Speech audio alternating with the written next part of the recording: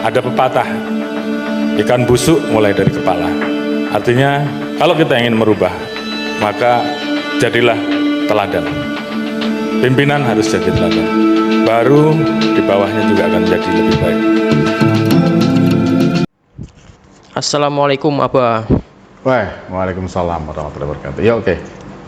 Maaf nih Bah, malam-malam harus ke rumah lagi nih Bah. Ya wis, oke. Ini satu pertanyaan yang simpel namun kayaknya perlu Abah jawab nih Bah. Ya oke. Sebatas kemampuan insya Allah. Iya. Apa sih Bah? Apa keterkaitan antara pagar laut dan juga kepemimpinan Pak Jokowi Bah? Karena saya akhir-akhir ini nemu video Pak Kapolri itu ngomong sesuatu Pak, yang pasti Abah juga tahu kan videonya seperti apa, nanti pasti kita tampilkan di video ini Pak. Monggo Abah jawab. Jadi gini,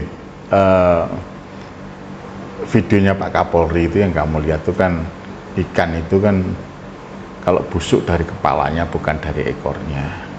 Berhubungan dengan pagar laut itu berhubungan dengan PIK 2. Nah, PIK 2 itu Aguan itu sudah mengakui bahwa turut atau peran sertanya dia sebagai dalam kegiatan IKN yang ternyata sampai saat ini tidak ada investornya.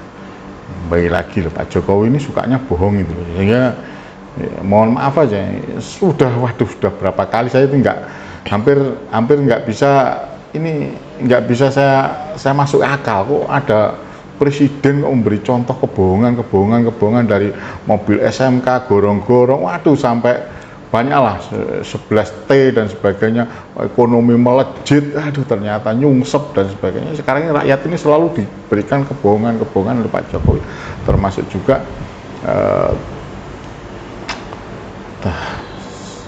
PIK 2 itu ternyata bagian daripada pengakuan daripada Aguan itu cukup jelas. Kompensasi berhubungan dengan Aguan ini menjadi salah satu investor di IKN dengan untuk menutupi malunya Jokowi, malunya ya, istilahnya saya nggak bilang kemaluannya karena kemaluannya sudah sangat rendah, sudah sangat kecil sekali kemaluannya. Saya bilang kemaluannya udah Pak Jokowi ini sangat kecil sekali, sangat rendah sekali. Moralnya ya moral yang tidak bisa ditiru sebagai seorang pemimpin ya. Ya itu lagi terlibatan Pak Jokowi ya, saya pikir adalah seperti apa yang dikatakan oleh Pak Kapolri bahwa ikan itu mulai busuk dari kepalanya bukan dari ekor. Nah, kalau saya bilang juga kita mau ngomong-ngomong apa adanya lah, orang mau berbicara apapun, adanya pemagaran laut dan sebagainya, adanya kaflingi laut, adanya sertifikat laut, itu kalau kebijakan itu sekali lagi sudah pernah saya sampaikan, kalau itu hanya seorang menteri maka akan banyak yang melawan, dan tentu saja kalau itu nantinya berdampak, kalaulah itu hanya kebijakan menteri ya, bukan dari arahan presiden dan tidak ada kehendak dari presiden, tentu saja presiden akan marah karena berhubungan dengan kedaulatan. Nah, ketika hal ini terjadi maka saya mau tidak mau sebagai seorang aktivis, sebagai seorang praktisi hukum ya mengakui apa yang dikatakan oleh orang-orang itu insya Allah banyak benarnya, dan sangat kemungkinan besar banyak benarnya karena yaitu tadi pagar laut, kafling laut dan sertifikat laut itu tidak akan mungkin bisa terjadi kalau tidak ada oret-oretan atau perbuatan celah, kebijakan celah di belakangnya, yaitu kebijakan daripada seorang backing seorang presiden. Begitu aja. Nah sekarang ini yang jadi beban, sekali lagi saya katakan bahwa beban ini akhirnya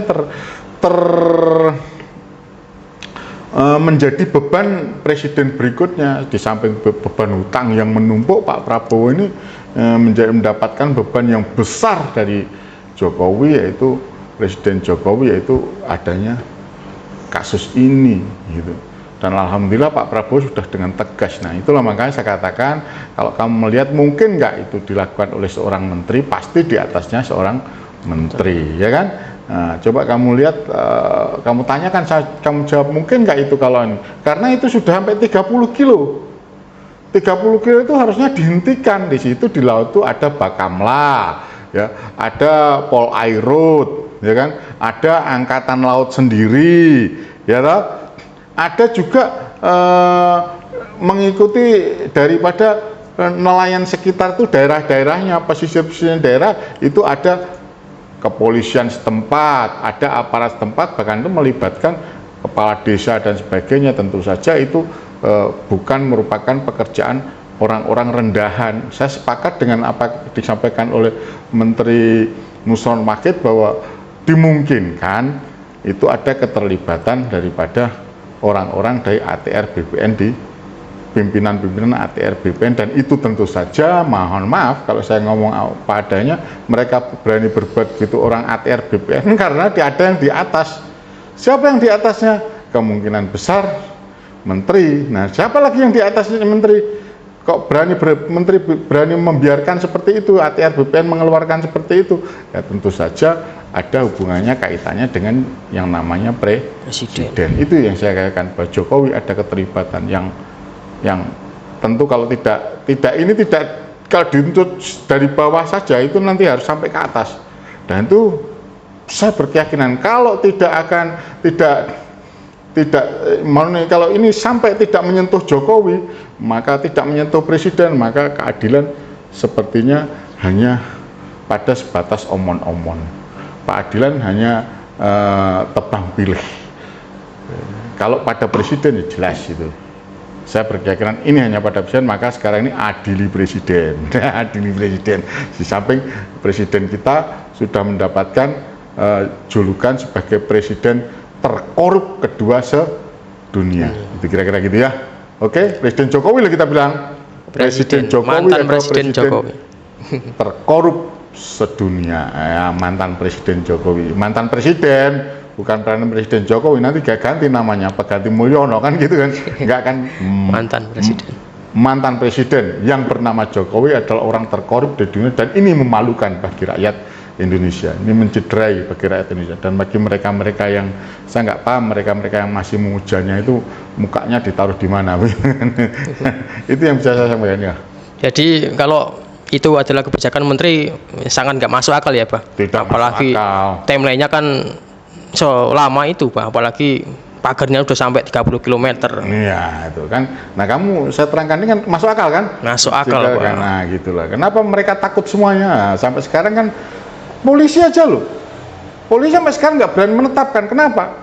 Kalau itu oleh dilakukan oleh menteri-menterinya udah ditangkap, banyak menteri yang ditangkap oleh kejaksaan. Tapi Kejaksaan Agung sampai saat ini belum juga melakukan perilisan kan? Ya kan? Siapa di belakang mereka? Siapa yang berhubungan dengan pagar laut? Ya kan? Siapa pelaku-pelaku yang di pagar laut? Ya ini sampai sekarang polisi nggak merilis. Kejaksaan Agung juga belum merilis gitu. Siapa yang harusnya bertanggung jawab di sini gitu loh. Ya, oke? Nggih, Pak. Matur nuwun, Pak. Yo sama-sama. Bisabil haq fastabiqul khairat. Wassalamualaikum warahmatullahi wabarakatuh. Waalaikumsalam. Salam untuk teman-temanmu ya.